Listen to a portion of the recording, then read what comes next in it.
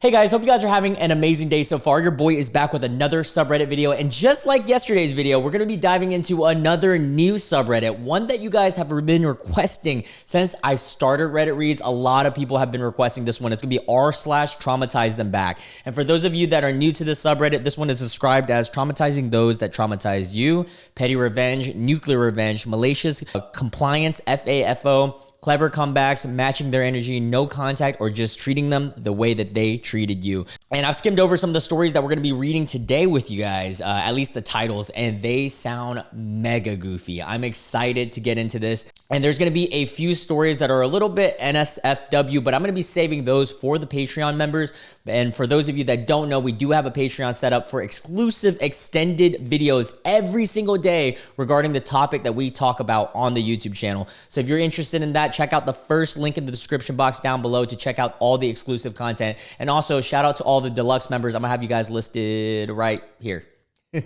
Thank you so much if you guys have been supporting me. Even if you guys have been watching these videos, it's been helping me a lot. And if you guys are new to my content, we do videos like this every single day. So make sure you guys hit the subscribe and the notification bell, as you guys can stay up to date with every single upload, and it helps me towards my goal of 20,000 subscribers. All right, let's get into this, guys. Also hit the like and comment section. It helps out the algorithm, and I engage with each and every one of you guys. All right, first story that I have for you today.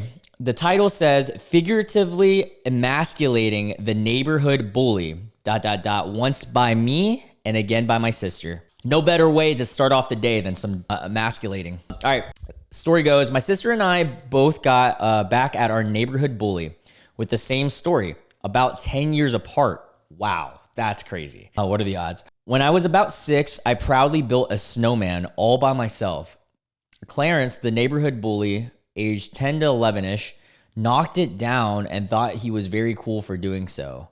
I went ballistic, whirling dervish, and kicked and crawled. I definitely said that wrong, by the way. And kicked and clawed and had to be pulled off of him. He went home crying and avoided my brother, sister, and me after that. Well, good for you. Also, your 6 whooping a 10 or 11-year-old bully is so funny. That's awesome. Fast forward 10 years, my sister and her friends are on a bus to a ball game downtown, and he gets on the same bus with his friends. So same guy. He's all muscle and struts, and some of the girls kind of stop and stare. My sister says, "Oh, hi, Clarence," rather offhand, indifferently. One of my friends say, "You know him?" She says, straight face, stage voice, "Oh yeah, my little sister beat him up once." I love my sister. That's awesome. A+ sister, A+ burn. Really just straight A's across the board, 4.0 GPA post. Yeah, this seems like a very lighthearted one, but let's get on to this next one that says, telling a cancer patient you can't wait to take your mask off. And it's flagged as possibly fabricated, okay? So short and sweet. I have leukemia. Oh, damn, I'm so sorry, OP. And at the leukemia center at the hospital, I was talking to the receptionist before an appointment about how nice the weather is.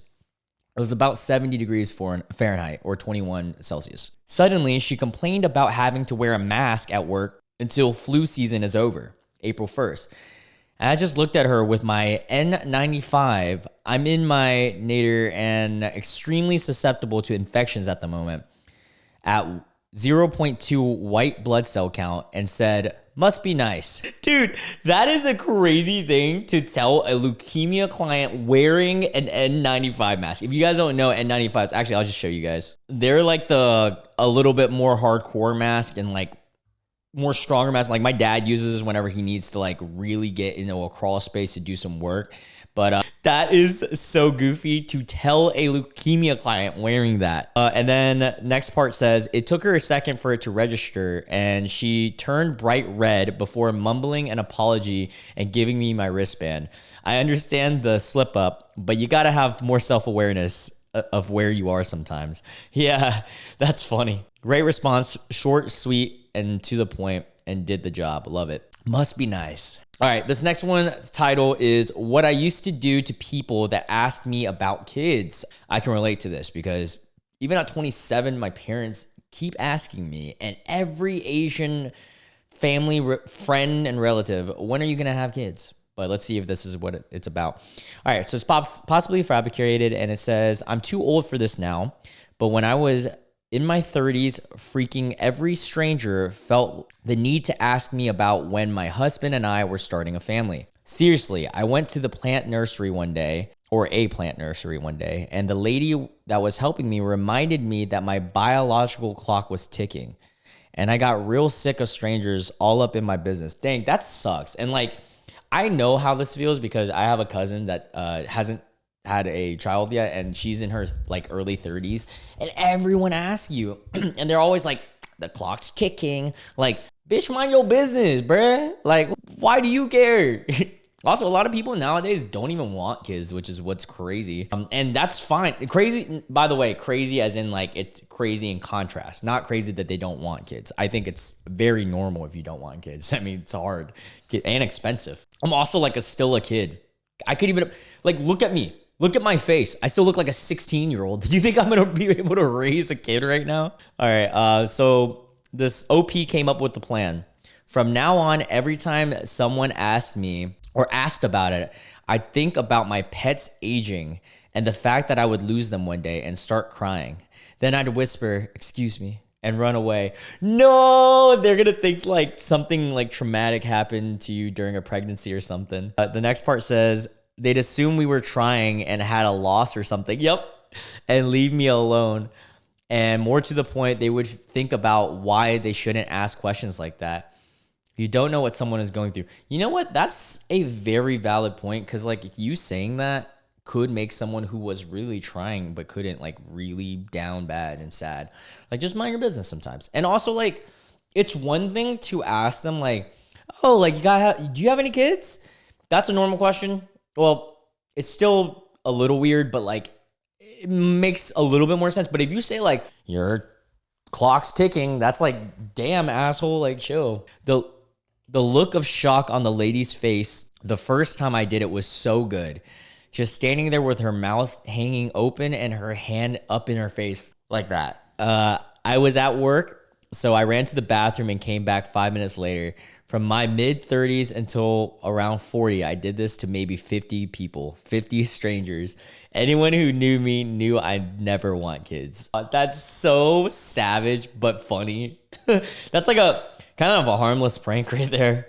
All right, comments say, I just tell people I'm sterile. The fact that I did it voluntarily never seems to come up in the question. Yeah, I think nowadays is a little bit more common, but at like that 30-year-old age group, if you're in like the millennial age group or higher, people like still expect kids as like a norm. I think a lot of Gen Zs nowadays are claiming that they don't want kids. It might change as they get older, but I mean, that's what I'm seeing so far. By the way, I'm like the first year of Gen Z, technically the last of millennial, like on that break. So kind of get it in both ends. This one says, I can't bear children, in quotations. They assumed I couldn't have them. But really, I don't really like them that much. I can't bear children. That's funny, at least on a daily basis. All right, this one says, no, I'm just delivering food. And it's possibly fabricated. So this is a little fun one. Not really a comeback, but I kind of traumatized someone, ... Important info. I'm a girl or a woman and chubby. All right, here we go. Years ago, I worked at a pizza chain that also had pasta and salads.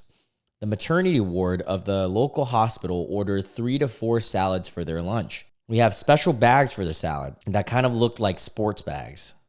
That is wild.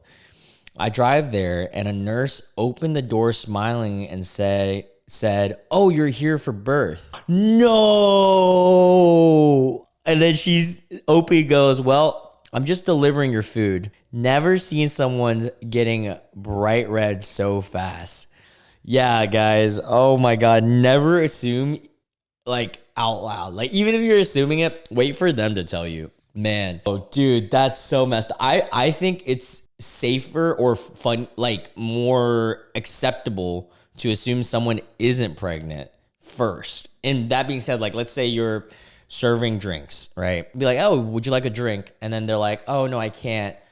If they say that, that's all it is. Don't even make this up. Are you pregnant? Like, why would you do that? Just don't even fucking do it. You're risking so much awkwardness in that situation. That's so funny. I'm glad you didn't push it. That's funny. I hate how many people are so quick to assume someone's pregnant. Yeah, it's crazy that it's such a thing. Like, just don't even assume. You don't even do it, especially in America, because I'm not saying this in a bad way, but like America and like a few of these countries are a little bit, the average person's a little bit bigger, right? Not saying that as a bad thing, but I just know that coming from a country like Vietnam, I'm from Vietnam. So like in Vietnam, everyone's tiny. It's like a lot more obvious if someone's pregnant, but even then, like, don't make an assumption. But in America, especially, like, don't do it. You're risking it. I would play along with the joke. If I was a chubby, like, woman, I would just be like, oh, yeah. Yeah, let me, I think my water broke, and then just deliver the food out of my belly. Don't do that. All right, next one says, middle school bully destroyed my self-confidence, so I turned the whole school against her. Wow. This is some revenge stuff right here. All right, first time posting in a subreddit like this. Honestly, not sure if this is traumatizeThemBack or a revenge story. I guess it's both. Let me know, I guess, and sorry if this isn't the right subreddit. So my family moved to the new state when I was about to start middle school. It wasn't my first time I had to start off a new year in a new school with none of my childhood friends, but it's never a fun experience, but this time was different. Yeah, I'm so sorry. I always empathize for those that have to move around so much, because then like you can't really build a good foundation of friends. Or I mean, you can, but it's just harder. This new school was a private school, and it was small. Like there were 3 kids to my entire grade small. 3 kids? Is that even school? Or is that just like a reading group? I went to a public elementary school before this, and I was very much the tomboy in all the boys' friend group. In the all boys friend group, with a couple of less girly girlfriends who also preferred things like video games and cool bugs. I've always been pretty selective about who I made friends with, and before I had plenty of other kids in my grade to choose from, but not here. Here it was 2 other girls, H and J. H and J seemed like pretty typical girls to me, and I'd seen their type before in elementary school. H came off as a standard quote-unquote popular girl, which is crazy because there's 3 people. So no wonder you're popular. Everybody knows you there. Though without the clique due to the population shortage. Oh, okay, I see. So just personality-wise was the standard popular girl. And Jay sort of served as her one-person clique / hench girl, the Regina, and then, like her, the rest of the Mean Girl squad. Mostly Jay was just quiet and went along with whatever H did. Given a choice, I definitely wouldn't have been friends with either of them. Not because I had anything against them, but I'd prefer to hang out with other kids who shared my interests. But I didn't really have a choice here. We were stuck together all day, 5 days a week, and I had no extracurriculars or young neighbors to befriend. So I just tried to make the best of it. Good for you for being socially aware at that young age. When birthdays or sleepovers happened, it would be me, H, and J. And it wasn't awful or anything. I had fun doing the stuff they liked, and I did my best to engage with them with my more universal interests like drawing and info dumping about fairies or mythology. Oh, you sound like a cool-ass kid. You sound like my niece. I basically became the slightly awkward second member of H's posse. Things were okay the first year and a half / 2 years. The second year, another girl even joined our grade. We had the same first name, so for a year, I could say the half of our grade had the same name, which I thought was hilarious. That is pretty silly. It did feel like H and J preferred the new girl to me, but I didn't really mind as much, as I'd start making friends with a couple of boys in the grade above ours and some of the girls in the grade below. She ended up only staying for 1 year though, and the year she left is when things suddenly changed. Uh-oh. I came back from summer break for the last year of middle school expecting things to be par for the course. The private school only taught up to 8th grade, so my friends in the grade above were gone. But we still hung out outside of school, and I even started dating, quote unquote, one of them, as much as a 13-year-old can date. I was held back in 2nd grade after the first time my family moved, so we were all actually the same age. Okay, so she was a little older. And I still had friends in the grade below. I assumed H and J and I would still all be on friendly terms, but this was not the case. Uh-oh. This sounds juicy now. Suddenly, H was treating me like her mortal enemy. God, such a Regina George. She only talked to me to make snide or belittling comments. And every time I raised my hand in class to voice a thought or ask a question, she would scoff and roll her eyes, acting like whatever I said was the stupidest thing she's ever heard, and disagreeing with or arguing against me on everything. Oh, she's just a drama queen, bro. She just wants the smoke. Dude, girls like this are the worst. Also, there's like 3 people in your class, and her doing that is crazy because you're like, I'm imagining her doing it, and you're just like right here. There's just like 3. You got H, J, like right there. At one point, she even started acting like I was diseased or something, going to ridiculous lengths to avoid getting close to me or touching me. Wow. What a child. I mean, they were children, but still. I was a very outspoken and engaged student, and I loved to ask questions and talk to the teacher to learn more and discuss my thoughts. But the way H was treating me was just so demoralizing. I'd had boy bullies in elementary school who teased me for things like my speech impediment and hanging out with other boys and including the special ed kids at lunch and recess. Dude, I'm sorry. Anyone who's been bullied out there, man, that shit sucks. I've been there. I was a small Asian kid. I definitely got bullied when I was younger. Just know if you are someone getting bullied, just know that things can get better in most cases. I mean, once you like move or just grow up and these kids get their comeuppance. I have ADHD and I had really strong RSD. That meant I usually responded to that kind of bullying with aggression. And I got in a lot of trouble for beating up any kid who tried to bully me or my friends. Hell yeah. I'm not encouraging that, by the way, but that's just pretty sick. This was different though. All the kids that H did, sorry, I said that wrong. Let me repeat that. All the things that H did were these small, subtle things that I just don't know how to react to. But they were chipping away at my self-confidence until I just stopped raising my hand in class. Damn, that sucks. Ugh, I hate that. That's like that real bullying, like that deep level mental bullying. I stopped speaking up and raising voices on my thoughts and opinions. I was completely clammed up and went from a bright and confident extrovert to an uncertain and reserved introvert. It's a shift that honestly to this day I have never recovered from. Oh my God, that's so sad to hear. I hope you can recover eventually. Girl bullying is something else, man. Dude, that's facts because when I talk to my girlfriends about how they were bullied in school, it seems like psychological, like torture versus like guy bullying was just like physical. It was a lot of verbal as a guy too, but it wasn't like as planned out. It didn't seem like there was a 5-step villain blueprint to bullying, like women bullying each other or like girls, I guess, when they were younger. It had some freaking thought in it. Like they had I'm imagining like a 13-year-old girl having one of those detective boards of like all the pins and stuff. Like, how do we ruin this person's life? And a guy's bullying is like, all right, you suck. And derogatory term. At least I have the solace of knowing I got her back pretty good. Okay, so OP did get her back pretty good. Hell yeah. As this was going on for the first half of the year, I was getting closer with my friends in the grade below. The school was still small but expanding, so the 2 grades below ours had maybe a couple dozens of kids all together. And they were all pretty intermingled with friendships because everyone just kind of had to hang out with each other, regardless of the age difference due to the size of the school.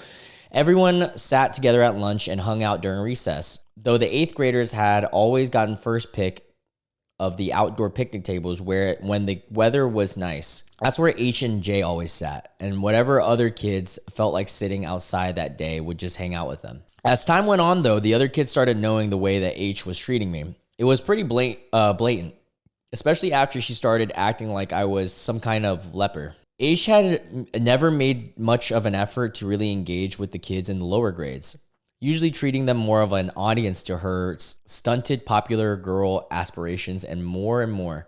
The other kids in school started being turned off by her. Good. Dude, acting like a popular girl in a school of 24 kids is hilarious to me. Like, that is so funny. And that is the true essence of like The Prisoner experiment and like all the psychology experiments right there. All right, anyways, I was so demoralized and silenced by H that it took me a while to even realize that the other kids disliked her and were rallying around me. Hell yeah. By that time, we were in the last quarter of the school, and being surrounded by friends and people who agreed that H was being horrible to me started to restore a bit of my confidence. And so I started to act. Hell yeah, this is juicy. I like this. For the rest of the year, I started to be more vocal about all the things H had said and done to me. I'd tell my friends while they were hanging out with their friends until the whole school wasn't just put off by her, but they knew how much of an awful, pointless, mean girl she was being. And they were fully against her. You're okay. I know that this is another rant. I didn't mean to interrupt on this, but this reminds me of Jon Snow from Game of Thrones. Like, I don't want to be the king, but they still voted him to be the king. King of the North. No one in the lower grades would talk to H or J anymore, and no one would hang out with them or sit with them at lunch, while I was always welcomed and surrounded by friends. One last detail about the school: since it went up to 8th grade, it made middle school graduation a much bigger deal than most other schools seemed to be. There was plans to rent out a small venue with flowers and snacks and a little party afterwards, and since it was just the 3 of us graduating that year, it was going to be pretty intimate and personalized to us 3. Our families were all pretty involved in planning, and we got dresses to wear under our little robes and fancy graduation pictures taken beforehand and everything. Oh, that's really cute. Maybe 2 or 3 weeks before the end of the year, basically the entire school had fully turned against H. And H and J sat alone together during lunch and recess at the picnic tables because everyone refused to hang out with them. Now, J had always gone along with H from everything from day one. And even when we were friendly for the first couple years, we never talked a ton because she was mostly just very quiet. Oh, wait, no, she was just mostly very quiet. But the day I came out from the lunchroom while H was getting her food, I sat with J, so her henchwoman or hench girl. I said hi and asked how she was, and she was maybe a little weirded out and standoffish, but she shrugged and said fine. I told her I know her and H had been sitting alone, and I mentioned to her how mean H had been to me and how she wasn't really nice to J either. How H had always got how H always got things her way and how she spoke for and over J a lot of the time. Finally, I offered that if she wanted to, Jay could come sit with me and my friends, and that she deserved better friends, and we would be happier to have her. Oh, that's so nice, but also like evil because you're taking her last friend, but in the nicest way possible. By the time H got outside to the picnic tables, Jay was gone. That's awesome. Sitting inside with the table full of kids ready to welcome her and treat her like a friend and not like a hench girl.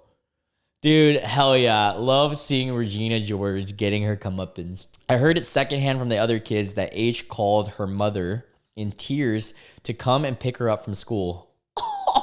Okay, I know it's really mean that I'm laughing at a kid crying, but that's hilarious. She wasn't in class that afternoon, and I literally never saw her again. She never came back to the school. She didn't even graduate? Wait, she didn't even show up at graduation, so it was just me and Jay and our families. With 1/3 too many seats and snacks. Well, I mean, more the merrier, I guess, for snacks. I ended up going to boarding school for my first year of high school, so I lost touch with Jay. But I made some incredible lifelong friends there who helped me to open back up and realize a lot of my passions. I still second guess myself a lot of times about speaking up, and I still have worries about coming off as stupid whenever I open my mouth, or people not caring about what I say. But knowing I ruined H's graduation and traumatized her back for what she had been doing to me, at least gives me a little bit of sweet satisfaction. Edit. Oops. Still new to this. Forgot to say. LDR, middle school friends of necessity turns on me for no reason, or friend of necessity turns on me for no reason and completely destroys my self-confidence. So I use her own nastiness to turn the entire school against her and even take away her last and only friend. She leaves the school and missed graduation. Victory! That sounded like a gladiator battle to me, dude. She played the long game. Let's read the comments before I chime in. I'm most in awe of what you did with Jay. You uprooted the weeds and planted flowers instead. when it was so much easier to leave the land bare. Good for you. Yeah, that was really actually sweet of you. And honestly, that girl deserved it. I love this. Revenge or traumatize them back. Yeah, it kind of works in both. Love how the wannabe popular girl and gets shown what actually being popular because you're likable looks like. Yeah, I don't think people realize that. I guess like from movies and stuff, you watch like, oh, popular girls are mean. In my high school experience, there were mean popular girls, but there were also nice popular girls. And even though they were in the same friend group, the nice popular girl were always more popular, if that made sense. The mean one was usually just mean, I guess, because they were in the popular group thinking that that's how you're supposed to be. But I don't know. I think that's silly. Also, popularity in grade school is just so silly because a lot of times, almost all the time, now looking back at it, I mean, I went to high school. I graduated high school, what, 2015? That's 10 years ago, a decade. Damn, it's been a decade? I am old. Yeah, oh my God, my 10-year anniversary is coming up, or reunion. But anyways, yeah, looking back at it, majority of the kids that were popular ended up being just like, I'm not going to say this in a bad way, but like kind of boring, like average people, if not below average, or, you know, one person kind of became crazy that I can call out. But yeah, a lot of them just like, I don't know, they ended up just doing nothing with their lives fun or interesting, you know? And then a lot of the people who were a little wacky, still popular, but popular in their own ways, but like a little bit wacky, nice and stuff. Those are the people who actually ended up doing something pretty cool, at least in my experience, but it's always different everywhere you go. Who knows? Anyways, that will be it for today's YouTube video. Now, for all of you guys who are on Patreon and the Patreon members, I will be continuing this and reading at least like 3 more stories on the Patreon. So you guys stay tuned for that if you are a member. And if you're not, all good, no problem at all. I'll see you guys tomorrow's video because we're still doing daily uploads every single day. Love you guys. Bye.